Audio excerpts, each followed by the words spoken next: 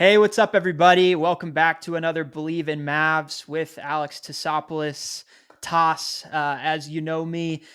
But this time I am not joined by Raymond Felton. And this time it's not just Believe in Mavs. It's Believe in Mavs crossover episode with Small Market Bias, a Spurs podcast. The host of that show, Matthew Tynan. Matt, how are you, man? How's everything going I'm after that good. after that game last night? I know it didn't go y'all's way, but I thought it was a fun game for both teams and a great game to end NBA Wednesday yesterday. Oh yeah, man, it was nuts. And honestly, like the experience itself, it's been a while since I've covered like playoff atmospheres in San Antonio, and that felt like one based solely on the fact that I mean, we were told that there were more than 200 people credentialed for that game, and Wow. it almost had like a finals feel because there was such a large international media contingent. So yeah, it was it was wild. It was a lot of fun. Everyone was it's the loudest I've seen that building in years. So just in general, the product was great. I think now we've started even like we're recording at whatever 5:50 Central Time.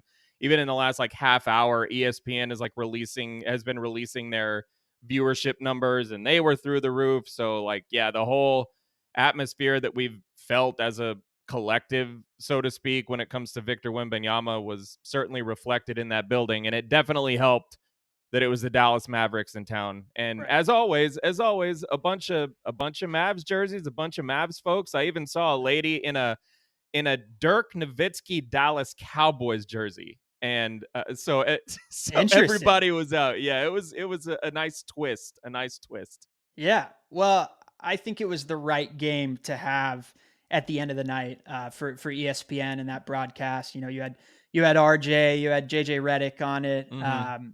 The audio of their show was abysmal and to much complaining by those that were viewing on TV and that weren't at the stadium, including myself, which was a bit of a Or are you bummer. talking about the Yeah, broadcast? the broadcast audio was terrible. Really? Yeah. What Yeah. was happening? It just sounded like they were underwater for part of it. Oh, you know what? I think I last night when I got home, I wanted to go back and look at something, and I turned it on, and it sounded like crap, and I thought, maybe is my like TV screwed up or whatever, and then it corrected, and I forgot about it. But now that you bring it up, I did hear what you're talking about. That's I guess they're still trying to work out the kinks themselves, right? Opening night, I Yeah. guess we can give this giant corporation worth billions and billions of dollars the excuses they need to have it right on, Yeah. on opening night. Oh, well, it didn't stop JJ from plugging his pod within 5 minutes of the Ah, game starting. So naturally. that was fun. I'm a fan Yeah. of Old Man and the Three. It's a great show.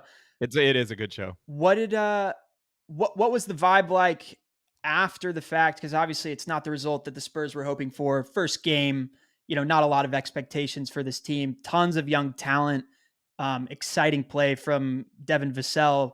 Myself, I was really impressed with Trey Jones. I know he came off the Yeah. bench. Sohan's a guy that we've talked about via text before, and just our optimism for his future. As a guy that can become one of the pieces for the Spurs in the future. But what was the general feel and vibe of the team after the game?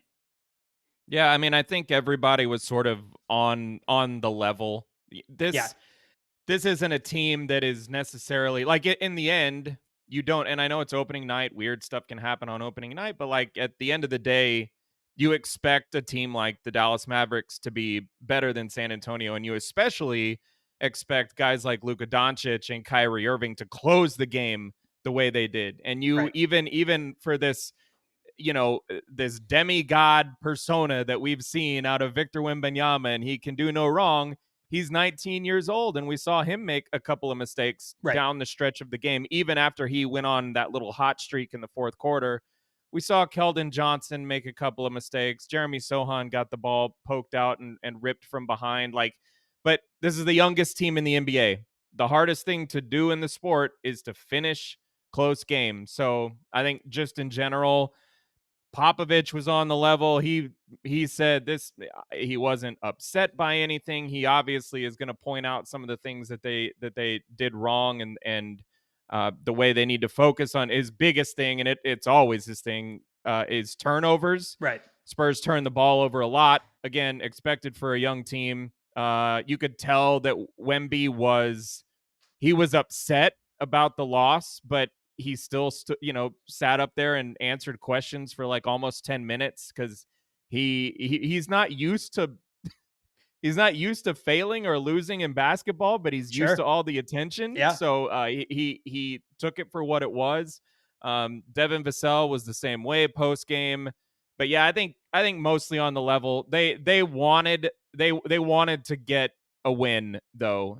You could audibly hear, and it's always Keldon Johnson when you can hear someone very loud in the hallways, but you could hear a very loud F-bomb in the halls going back to the locker room. So they wanted it, but I think just in general, they understand where they are. What's up, everybody? Basketball is back, and BetOnline is your number one information source for all your sports wagering info with all the up-to-minute stats, news, scores, and matchup breakdowns. Get the latest game odds, spreads, and totals for the NBA and soon-to-be college basketball at your fingertips with BetOnline's real-time updates on statistics, news, and odds. Head to the website today or use your mobile device to get in on the action. Remember to use our promo code BELIEVE, that's BLEAV, to receive your 50% welcome bonus on your first deposit. BetOnline, where the game starts. Now back to the show. The pressure was more so on the Mavs in this game, in my opinion, just as far as who needed to win this game, right? What a statement it would have been if the Spurs had unseated the Mavs in the first game of the season, especially after that first quarter, dropping 43 points. Right.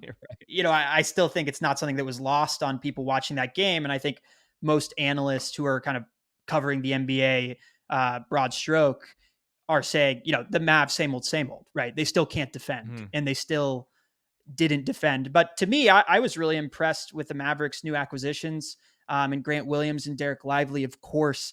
He played basically better than any rookie did in the NBA through their first game, which you got to love that if you're a Mavs fan, especially a Mavs fan who has been watching the center play, the front court play for these teams for the last 10 years after, Tyson left us. Of course, he's now back. The glory days. Yeah, the glory days. We Tyson often Chandler. You've never been able to replace Tyson Chandler. Never. Just tried so many times. Never. But what a breath of fresh air it was for me to watch this team close the game out defensively in the last 2 minutes, take advantage of what they have that the Spurs don't quite yet have, which is that experience in the last 2 minutes of games and that identity of what they're going to do in those moments, right? And Luka had that steal on Sohan where he poked it out after the offensive rebound. Lively was on the floor. He had a crucial block on Keldon Johnson and a crucial offensive rebound, which turned into that Luka step back three, which kind of iced the game at the end. So that's not something that I've seen really from the Mavericks in the last 2 years in regards to the defense making the plays at the end or giving them an opportunity to get Kyrie and Luka the ball, which was promising. So the thing that sticks out to me, and we actually had some text conversations about this, like the Mavs, the concern I had about the Mavs is they have such high expectations, yet, and I actually liked what they did during the offseason. I thought they had some pretty heavy restrictions in place. There wasn't a bunch of flexibility. They couldn't do a ton. Right. But, they were able to keep their pick. Forget that story at the end of last season. They were able to keep their pick. I thought getting a guy like Derek Lively, Omax Prosper, like these are good additions for a team that needs an infusion of youth. But the big question was, right, like, is a team that's in this current state where they want to win right now, if you're going to depend so much on young players, that just sort of spells trouble. And my reaction last night to Derek Lively was, holy crap, dude, that guy came shot out of a cannon. Like, he was not tentative. A lot of big men are tentative when they start, when they, try to get acclimated to the NBA. He was not. Reckless abandon, if anything, right? Like, for sure, man. He was going all out. It was great to see, especially for someone who has had foul trouble issues already. Like, we've seen it in preseason play. It was a concern coming out of Duke, but I'm pretty sure he just scored more points last night than he had in any single one game at Duke. And he didn't have a double-double his entire Oh season, man. freshman season. So he checked off 2 boxes that he didn't even get in college in his first NBA game, which you just can't be excited enough if you're a Mavs fan. I Yeah. I don't want to get too over my skis. Like I need to see that play consistently, but just his tenacity, his willingness to go up, to protect the rim, to get scored on by Zach Collins, and then on the consecutive possession offensively, he goes at him, right? And Right. he caught a pass from Luka, and he had a nice finesse finish, as well as Mhm. catching a few lobs during the game. And of course, Dwight Powell highly efficient in the pick and roll with Luka and with Kyrie, but it's a different threat, right? The verticality, the range of the balls that Lively can catch. I really felt like the Mavs didn't miss a step, and they actually added a few things offensively from an identity standpoint. Luka caught the ball off the pass more than I had seen last year, and he even Mhm. started a couple of possessions like on the baseline where they had a down screen for him and got some secondary action, and then he was attacking with 12, 13 seconds left on the shot clock. So as far as first game offense, I was really impressed with the Mavericks. Now the defense is a different story, but what did you? I felt like as efficient as the Spurs were, and I know that because his team is so young, Pop has a very very loose leash right now. And as you said, his temperament throughout the game was pretty even keeled. Do you feel like there is some structural identity that needs to be found on offense from this Spurs team? And if so, I left the game kind of saying, well, I wish Trey had gotten in there earlier. And I almost Mhm. feel like when he's in there, it feels like things are flowing in a way that just aesthetically, like the basketball looks a lot more pleasing and it looks a lot more directioned. Well, first of all, I want to congratulate Mavs fans on getting a glimpse of what it looks like when Luka Doncic plays off the ball for even just a couple of possessions at a time. Foreign territory. Because I know that that's foreign territory. It's a different concept. You're potentially leaving the heliocentric world of Luka Doncic basketball. But yes, that would be cool because Luka Doncic is he's such a freaking great player. Like he should be utilized Yeah. in as many ways as possible. But either way, I think that what San Antonio is trying some different stuff right now. Like they're going big with this lineup. Yeah. We Trey Jones is steady. He's smart. He has excellent timing with his teammates. He understands how to set guys up properly. He's probably destined to be a backup point guard long term in the NBA as he is currently slated right now for San Antonio, but he has starting player potential or at least ability even. I don't even want to say potential. Like the Right. guy was a really productive player in a down year for the Spurs last year when he was on the court. They were like okay. They Yeah. were not good, It's so but much they like were his brother. okay. So much like his He's a brother. lot like his Yeah. brother. They're very, very similar. Like their skill sets are a little bit different, but they have the same sort of impact on the Right. game. But the Spurs want to do the big thing, and they want to figure out what they have. They're not. They're going to try to win games this season, but they're not under the impression that they're going like for a title this year Right. or anything Right. like that. Right. Of course. So they want to figure out what they have around Wembanyama. They want to figure out what he does as an individual well. Like what his skill set is and his talent level is and all of that stuff. But in terms of like utilizing him properly, they're still trying to figure that out. They're trying to figure out how these guys sort of mesh around him. But they really believe in Jeremy Sohan as a point guard type. Yeah. And whether or not he actually is that in the future, like, look, man, the Spurs have a bunch of picks coming up. Like, for all the stuff about Wemby and Sohan and Devin Vassell, they have a lot of picks coming up. And they could, like, there's potential that they could have 2 more lottery picks next summer and maybe in a point guard heavy draft, by the way. Right. So, there's always the possibility that someone's going to come along that's going to take up that spot and that Sohan will move sort of to a different area of the floor. He's played everywhere in his brief 1 year and 1 game career. So I think in their minds, just as they did with him last year, get him, expose him to all these different types of elements of the game. because he's a very smart player. They have confidence he can absorb it, put it into practice, do all that stuff.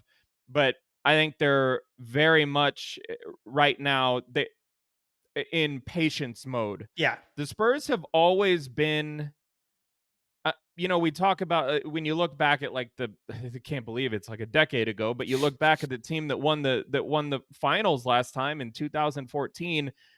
Everything they did looked so complicated because it was just like perfection across the board. But the reality is that Spurs basketball and the pop system has never really been that complicated. It's just a basic structure and they just play off each other. They've always really valued continuity, movement, passing, all that stuff, but it just takes a while for their guys to get the hang of it. Yeah. And I think that's what they're trying to implement again. They're trying to hit reset on what they've been in the past.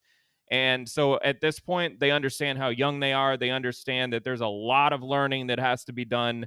And so they're going to be patient. We'll see more stuff filtered in over the course of the year, like different packages put in place and everything like that. But for now, they give them a basic structure and say, go play, figure this stuff out. We'll coach you along the way, but Right. you're going to have the opportunity to figure this out on your own. Yeah. And it felt like at least what was the most like regimented plays that were drawn up ended up in, high post touches or low post touches to Zach Yeah. Collins. Honestly, like that was what seemed to be the only thing that was kind of scripted in the game for the Spurs. I can't say that I've seen that many tough shots had to be made by a Spurs Yeah. offense in comparison to 10 years ago, where every shot that they're Right. taking looks wide open, or it's an easy layup, on a backdoor cut or whatever it ends up being. And I thought that they Mhm. clearly made an effort to push tempo as well, and with the length Yeah. and with the youth and the athleticism, I'm not surprised by that. And I think the Mavs did a similar thing when Luka was not in the game, and a little bit when he was in the game, which was refreshing to see. But when they have Josh Yeah, he Green, ran a little bit. Like yeah, he was pushing the pace. yeah, Like there was an up tempo style to the Mavs last night that was one of those things that you've just kind of wanted to see for a while. And I sort of get the restraints of their roster over the last several years and how everything was so predicated on just Luka creating the advantage. But like now you have the Kyries and you bring a guy like Grant Williams in. He's not some great offensive player, but he is, he can get some shots up. You have a guy in Derek Lively who just wants to go run and jump, which is you want like that vertical lob threat next to someone like Luka or Kyrie Irving, who yeah. command so much attention in the mid range and are so difficult to deal with out of the pick and roll. Like it's And there's potential for it to be a cool team. Tim, who just wants to run and shoot, right? Like, Yeah, right. And yes, he just wants to run and shoot. That's it. yeah, But like last night that helped them a lot. Like he got him kind back of in the game. Yeah, exactly like the first quarter he kind of saved their bacon a little bit. But I do want to ask you though about the first quarter. Derek Lively didn't start. I right. feel like a lot of people expected Derek Lively to start. I feel like a lot of Mavs fans, and like I said, I know a lot of Mavs fans who were probably really upset when that wasn't the case. Like, here we go again with Jason Kidd. But Mavs what Twitter was up in arms. I'll simply say that. Yeah. uh, I think it's mostly just like inconsistency in communication with the fan base and with Mavs media from Kidd, because all offseason, all we've heard is not only will Derek Lively be starting, but we might see Omax starting at certain Mhm. points. And I think based off of Omax's play in summer league, you might have said, okay, that actually tracks. But then you saw him in preseason and you were like, he's not quite ready yet, right? Right. He's not going to find the right spot on the floor every single possession like Grant Williams does. And he's also not going to shoot at a near 40% from three like Grant Williams does, and who Right. shot over 50, I think he was 50, 40, 90 in the game against the Spurs. One game, small sample size. But Sure. he's the type that's why we brought him in there, right? And the versatility defensively that Omax doesn't have that same experience. Do I think that Omax in the high post, playing defense on not on Derek Lively, on Victor Wembanyama works? No. But do I think Grant Williams does early in Vic's rookie season? Absolutely, because he knows where to be, how to position his body, how to use his strength. So Well, I was, we yeah, were sorry. No, I was just gonna say real quick on that. Like we were talking after the game, a couple of people in Spurs world, and even a couple of Mavs folks who were there last night. Like, what is the kryptonite eventually going to be for Victor Wembanyama? Because like the Grant Williams got all up in him, and he's a sturdy boy. he That is. Grant Yeah. Williams, he is a sturdy dude, and he knocked Victor off his base a few times. And the concern with Victor until he gets stronger and really figures out sort of where to place himself in these situations, like he's going to get pushed around. So guys like Grant Williams, who is like 6'5", 6'6" at most, Yeah. not the tallest guy in the world. Like that guy has But he had, nearly a foot on him, but he's so strong and he so gets strong. up underneath him. So it Yeah. causes problems. And I would say, like, to anyone who is concerned about that, like, Grant Williams also did that against Giannis in those series, the Eastern Exactly. Conference semis, and obviously Giannis is much broader and much stronger than Victor is right now, and probably than Victor ever will be. Um, just because their frames are different, right? He's got Yeah, 4 inches on sure. Giannis, and sometimes guys just have a knack for that, right? Like Grant's good at that, but he's not great at staying in front of a guy like Trey Jones, right? Right. And it reminds me of like Nick Collison. Like he played Dirk so well when we would play the Thunder way back in the day, better than any other defender I would see on Dirk. And I don't know what it was, but I think it was the length. It was he had the anticipation. He knew his shot. Like he knew where it was coming from and the angles, and he just was really good against Dirk, and he contained him. Right, you can only hope to contain him. That's what they say about the greats, but. I think Grant just kind of Right. has a knack for guys like Vic and guys like Giannis, and that happens. That happens. Dude, Spurs fans understand you perfectly because like you go all the way back. Oh, this is so long ago now, but Malik Rose, who who was playing center for the Spurs, at this point, oh my God. I mean, Yeah, that's a when he was deep, like deep cut. matching, Yeah, well, he's like there were playoff series where he was guarding Shaquille O'Neal and doing a really damn good job for a guy who's 6'7", but he was the same thing, just big, strong, sturdy. You don't, it's difficult to post those types of players up. And right. even in like with modern day San Antonio, and Keldon Johnson isn't really this anymore because he's shifted a lot more to the perimeter and both defensively and offensively. But when he first started, he had a lot of like he had to size up and defend fours Yeah, because he was 6'5", 230 plus, and now he's down to 220 maybe. And they're trying to get him away from stuff like that. He really hasn't defended the post a whole lot in the last couple of years. But like Spurs fans are totally familiar with the relatively speaking, of course, like shorter guys who yeah, just have some girth and can yeah, bother the guys who want to put their back to the basket or who want to face up. Like yeah, very familiar with those types for sure. yeah. And just circling back to your kind of initial question about the starting lineup for the Mavs, I would say Oh yeah. I was surprised to see Derek Jones Jr. in there. I wasn't necessarily surprised to see Maxi because without Dwight Powell available, like the veteran who knows the defensive scheme that Kid wants to run. Like it is Maxi between the years. He's got it. He's played a lot of NBA basketball at this point in his career, as we were talking about, maybe too much NBA basketball at this point. Maybe he's on his way out a little bit. But once Dwight Powell gets healthy, um, once Josh Green gets fully healthy, Jaden Hardy's in the mix, like you're not going to see a lot of Derek Jones Jr. and you're going to see less and less of Maxi Kleba, I expect. Rishwan Holmes didn't play in this game.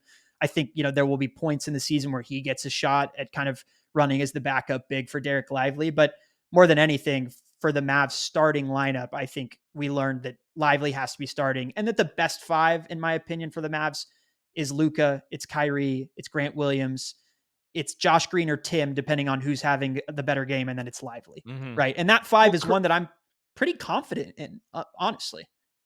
I mean, they just showed a lot. You mentioned that they gave up 43 points in the first quarter. Well, the Spurs only scored 119 Right. for the entirety of the game. Like their defense really picked up, and I don't think it was any coincidence that it coincided with Lively starting to get minutes. Yeah. And I also just think like when what it looked like to me at first, and I actually didn't ask about this. I probably should have, but what it looked like was that they were trying to spread or spread their guys out, try to pull Victor away from the paint, try to get him away from the paint defensively to where he wasn't that major threat that like we all know that he is as a shot blocker. Yeah.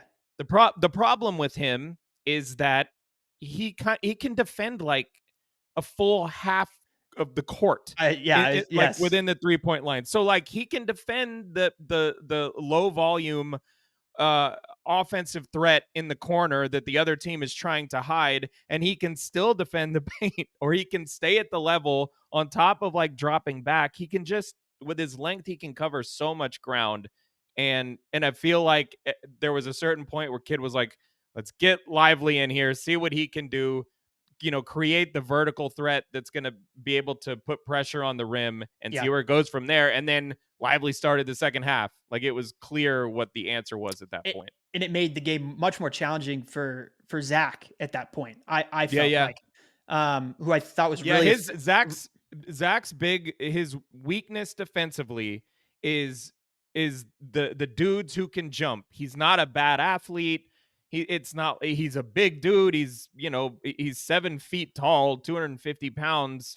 He's got decent length, but like the guys who can really jump, especially out of the pick and roll as lob threats, they give him trouble. You can right. throw it up there over the top, and you have a good chance of beating him to the ball. So yeah, he definitely did have issues with Lively, and especially as they started working that pick and roll. Yeah. Was there anything you were surprised that the Spurs did last night, or any personnel that put up surprising performances, or did it all kind of fit into what you had seen in the preseason, heard around the locker room? Yeah, no, I think everything sort of. I think this was a little bit of an extension from the preseason, Yeah. even including like they were scoring big points with that starting group, that big group early in games. It's so hard to not the main group did not play in crunch time or at the end of games or anything like that, so it was kind of impossible to know what they would look like at that point. So I don't think that there was a big surprise. Maybe Wembanyama got in a little bit of foul trouble during the preseason, but considering what we saw of him during the preseason, and I think this is all relative because it's just based on like what your expectations of the guy were, how Yeah. high they were, but like the way that the Mavs attacked his body really got into him. Like they tried to make things physical for him, and I thought that they really succeeded. And we've talked about it a little bit, but getting him off his base offensively, but also attacking him at the rim, Yeah. like not just getting into the short mid range and like getting cute with it, because you saw him throw like 10 different people's shots during the preseason. Anytime they tried something soft in the painted area, he'd knock it out of there.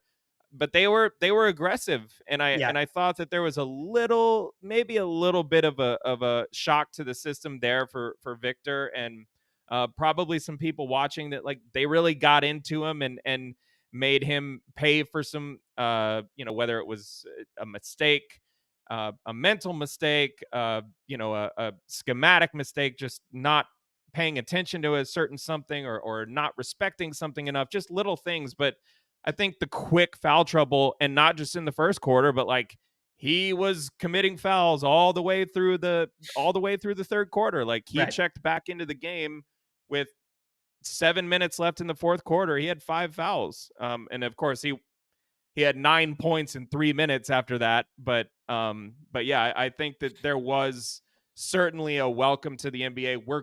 We're gonna come after you. Like, there was that sort of element where the team was Yeah. like, we're going after this guy. We're targeting him. We're not gonna like mess around with this stuff, make it cute. We know that if we don't get into his body, if we allow him space, he's going to make us pay on both sides of the floor. So I thought that was at least a little bit surprising. Yeah, I think that, over the course of the next 10 to 15 games, I would be surprised if other opposing offenses didn't do a similar thing and attack Right. him, go straight to the basket, right? Be aggressive with and physical with their drives as opposed to relying on step backs when he's in isolation defense against whoever the ball handler is. No floaters, no step backs against that guy, right? That's where he Right. wins. But I think the Mavs, to their personnel credit, Luka, Kyrie, Tim Hardaway, they, especially Tim Hardaway, when they drive, a lot of times they're straight line drives, right? And they want to get all Hmm. the way to the cup and they don't want to settle. Maybe Kyrie a little bit more with the pull ups, but we saw in the first quarter what happened when he tried to pull up and he was a help Yes. side defender, and that's where the length comes into play. I'm not even sure Kyrie saw him. I don't think he Like did. I feel like Kyrie got to the free throw line, rose up, and Vic's hand just came out of nowhere. Yeah. And I think that kind of it's almost like even we're not NBA players, but like I played basketball, but like I have this thought in my head where it almost feels counterintuitive when I see the giant guy in front of me to like really attack the rim. It feels like that you see a guy that big in your way and you're like, I don't want to go anywhere near that. When the reality is you probably should, because if you can Well, get him off his base, you can you want get him into off his the court. body. That's what you want. You want Right. him off the Right. court. Exactly. So you Yeah. get into him and you make him foul you, or you force the issue with the referees. And I thought the Mavs did that very savvily uh, Hmm. yesterday. I also think that, look, for any Spurs fans listening, he is in help side defense a lot. There are very few players in the NBA that can read help side coverage like Luka Doncic can. And when I say there are very few, I'd redact that and say there is no one that can read help side coverage like Luka Doncic. If you rewatch that game, and I plan to, just because I love watching Luka play, and it's one of the best games I think I've seen him play. Um, and to see that, in year six, first game, that maturation and really coming to that first game ready to play is encouraging as a Mavs fan. As soon as Vic turns his head and help side, he's in the post and he's attacking. Hmm. He is moving towards the basket. He's moving towards the paint. And we again talking about their text back and forth about Sohan. I'm a guy that's a really, like, I'm a staunch believer in that guy. I think he's got a really bright future. But Luka was playing with that guy like a yo-yo last night. Oh, absolutely. Yep. This is whatever. This is the fifth time these teams, or I guess neither Sohan nor um Luka played in the final game against the final Spurs Mavs game. Right. But I wrote an article about it last year, man, and like the story art had Luka shooting, or someone, I can't remember exactly who it was. It might have been Luka, but Sohan on his butt, like sliding backwards after having been like shook. And look, I'll give it to Sohan for like truly immediately as a 19-year-old rookie and now a 20-year-old sophomore, like truly embracing the role of guarding the best player Yeah. on every team. Yeah. But you're right, like he just Luka is nasty with everyone, but it is particularly entertaining to watch guys like him like truly teach the young dudes lessons, Right. because it is a And very and it's a welcome to the difference. NBA thing to have to defend Luka Doncic. Right, but I think it's worth noting, like you mentioned, he's 19 now. He's 20 now, right? So, and 20, yeah. Luka's 24, but Yeah. this is his sixth year in the NBA.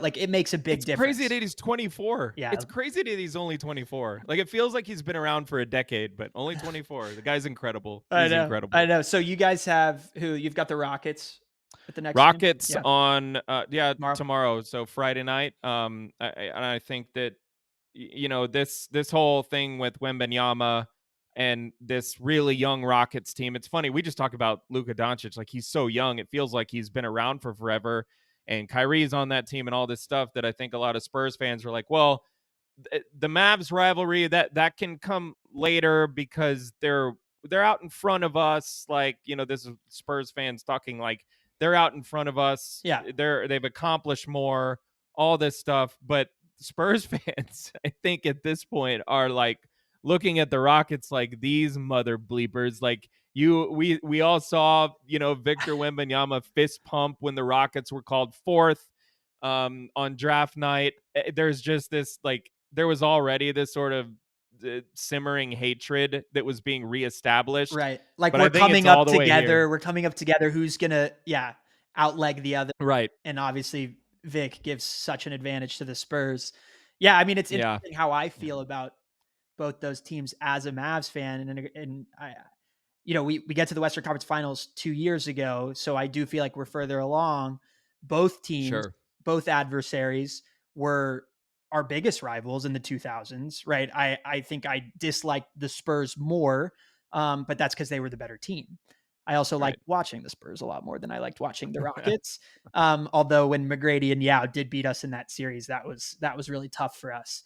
Um, That was brutal, man. I watched that series with Mavs and Rockets fans that I went to school with, and ooh, that thing was nasty. That thing was nasty. yeah, It McGrady was. baptizing Sean Bradley. I'll never be able to Oh, get that out of my head. Yeah, same here, man. Same here, tough. and I had no rooting interest. It was just it is burned. It is seared into the back of my eyelids, basically. Yeah, but I hope that I don't know. I feel like the general vibe right now, and I'm sure some Mavs fans would disagree with me, and they're probably like, "No, we hate both of them." Is that it seems like a fun kind of competition, like a fun rivalry that's brewing now between the Spurs and the Mavs, which is good because you've got Luka, you've got Wemby. Maybe there's a little bit more animosity. I know some people were making a bit of a deal about Vic not shaking Luka's hand at the end of the game, but I don't I don't Ah, I don't I read saw, into that at all. But I what do you did think see about it?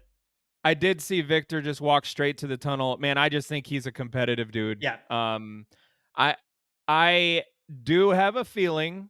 I think so. Here has been my read on Victor Wembanyama so far in terms of, like, because we exist in an NBA where everyone is really friendly with each other right now, and right. we really, like, hyper analyze the handshakes after games Sure. and stuff like that. Victor seems to be sort of cut from the old school cloth. Like, he I mean, like, the very first game they played during the preseason, he went into Chet Holmgren with a headbutt and put the ball in, knocked him on his butt, and flexed on him, and then Yeah. just turned around. And later in the game, he knocked Holmgren to the ground. Typically, you are seeing NBA guys, like, help one another up. He just turned around. He didn't stare at him. He didn't stand over him or anything like that. He just turned around and walked away. Like, the one thing that's been really clear about Wembanyama is he is competitive as hell, and he wants to win. And I think that's really similar to Luka. And I think Yep. Luka might, at least so far, we haven't seen what Victor what Victor is capable of in this capacity, but Luka has that element of really just kind of getting under people's skin. Oh, he loves the Um, FU. That's his that he loves it. yeah. So yeah, I think it could be fun. I think that these guys are I going to be respectful of one another. I don't know if yeah. it's ever going to be like Devin Booker, Luka Doncic, we hate each other type Sure. of type Sure. of thing. But, like, but yeah, I'm looking forward to it. And I real quick want to go back to something you just said about, like, how there's sort of this more friendly rivalry between the Spurs and the Mavs now. I swear to God, and this is my theory, that, look, man, I was around a whole bunch of Mavs fans. I know how much they hated the Spurs, but there became this, like, mutual respect Yeah. as Tim Duncan and Dirk Nowitzki got older, and people started becoming nostalgic and valuing the memories and stuff like that of all these great battles. They see the Spurs put up, like, whenever Dirk retired, like, their incredible tribute at the AT&T Center. They see what these guys mean to each other and to each other's careers. I just think that there became, like, this sort of mutual respect, especially, like, I'm sure that I think that there are a bunch of Spurs fans out there who, once the Mavs won a title, they're like, welcome to the club. Like, you're in the club, you earned this. Dirk, like, you got past all whatever Spurs fan made fun of him for being soft and all that stupid narrative stuff earlier in Yeah. his career. Like maybe it went by the wayside a little Or bit. him getting the and one call on Bowen Oh, at the end of that game that he may or may not have been fouled on. Like I get it, but oh, Manu, was it It Manu? was Was it Manu. Manu? It was Manu, and I don't know if that one was what created respect because I doubt it. I that doubt it. was Yeah. Yeah. That that was was killer, man. That was killer. But yeah, I think that there is a lot, especially if Dallas, if I'll say this, if Dallas sticks with this plan of going young, not jumping the gun, even though I know it's really difficult to do so because Luka is 24, but he wants to win. So you can't like slow play it too much. He's already been in this thing for long enough. His new contract just kicked in, right? yeah. Like he's This is got the first 4 year. years left. Yeah. Okay, so like if they're all on the same page and Luka's good with that, like they have a chance to, and by this is the biggest factor. The Mavs front office doesn't overreact and they stay steady and they don't go chasing free agents and stuff like that. But I just Luka's young enough at this point um to look at this sort of Texas triangle between the Spurs, Rockets, and Mavs as something that could be real Yeah. in the future Yeah. again, and it would be great. I think so. I'm cool if the Rockets never climb up the ranks of the ladder. I will say I think they could turn heel really quick with Ime at They the could, helm, man. Dylan Brooks chirping nonstop. Fred can get into that the antagonistic bulldog mentality too. Like All their young guys seem they seem oh, angry. It's both just Thompson brothers have that old school mentality. I th- firmly believe they that. do. Yeah. They do. Cam Whitmore's got a massive chip on his shoulder. Like The Spurs have played 2 games against the Rockets already during the preseason. Jeremy Sohan has already gotten into it with Amen Thompson twice, got into it with Cam Whitmore once. And granted, this is very much Jeremy Sohan's thing. He loves to get under the skin of people, yeah. but like we've already seen these young guys like Dylan Brooks and Zach Collins, both hotheads, got technicals like immediately in the first game they played. So because they pushed each other, it probably shouldn't have been a technical on either. But regardless, like that Rockets team is full of dudes who can, like you said, turn heel real quick. Yeah. That's just kind of like the Houston vibe, right? I feel like everyone there is just angry. Yeah. And I don't Well, care who hears it. I you think everyone is. I know you're, and I won't make a big deal of this, but I know you were an Astros fan, Oh and yeah, I'm an Astros fan. Yeah, yeah, yeah. yeah, So I feel like the sentiment right now, just kind of like overflowing from that ALCS, is like they're pissed right now, and they're upset and frustrated, and I get it. I myself, as a Rangers fan, am very excited and happy about being in the World Series. But first off, what an epic series that was! yeah. It was Unbelievable. fun. I It wish was fun. I wish more people watched baseball and got to see what a historic rivalry that has always been, and what an incredible series and what incredible talent was displayed in that series. Um, Yeah, but I, I know Houston, and they just get pissed off at everything else that other Texas teams do. very pissed off. I'm not. I lived in Houston for a few years, but like I'm not a Houstonite. I've been an Astros fan my whole life, so like it's been cool to see them do what they've done. I just can't imagine being like super upset by them losing because at this point I'm like I never thought I'd see them ever win a World Series, let alone making it to like 7 straight ALCSs and whatever. Crazy. And then of course the whole big scandal story on the sideline, like that's obviously not fun. Wish that wouldn't have ever happened, but at the same time, like okay, actually, no. I'll be real honest here. You mentioned the Rangers. It's always been a rivalry, but it's never been like elevated to this point. They've never played each other in the postseason Well, it's because because they weren't in the same division, right? So yeah, they growing weren't in up, the same league. I mean, right, they weren't in the right. same league. Right. That's So great yeah, point. Great point. But it was yeah. So always the intraleague play, that rivalry, because I used to go to the ballpark in Arlington when the Astros would come into town. And the yeah, Astros, I mean, growing up, early 2000s, like the Astros owned the Rangers for the most part. The yeah, Rangers sucked, right? Like yeah, they would get big prospects and then they would ship them out. A Rod, Mark Teixeira, Chris Davis, like it again and again and again, Right. Adrian Gonzalez, and Berkman would all, Berkman and Biggio and Bagwell, they would eat us alive, and especially at home. So Yeah. it was ironic that the series played out once again where both teams dominated each other at their opposing ballpark, which was wild. But I have nothing but praise and adulation for Dusty Baker. Yeah, well, he's He's a great. legend. Yeah. Like when all that mess happened and he came on board, I was like, really, like another kind of retread. Even though I really respected Dusty Baker, like I just wasn't. We had like the Astros had just been in this, very analytic driven approach, and I've seen it. Like we saw it with the Philadelphia 76ers. Oh, get the nerds out of here and bring in the Colangelos. And I'm like, and I'm like, please don't do this with the Astros. Like there's an actual successful product here. Like this team is really good. It's really deep. Like forgetting all the scandal stuff, like they've built this incredibly talented system. Yeah. Don't do this. But Dusty was perfect. He was perfect. Sometimes you just need the cool, calm, collected manager that trusts his gut. That's it. That's exactly right. It's the That's same thing exactly right. with Bochy in Texas. Great Yeah. addition, man. Yeah. No question. I want to say though, I wasn't a huge fan of. I mean, the Astros just weren't really like they weren't what they have been in the past years this season. Like they could not win at home. They were below 500 during the regular season. The pitching, And it just wasn't the same. And the starting pitching wasn't the same.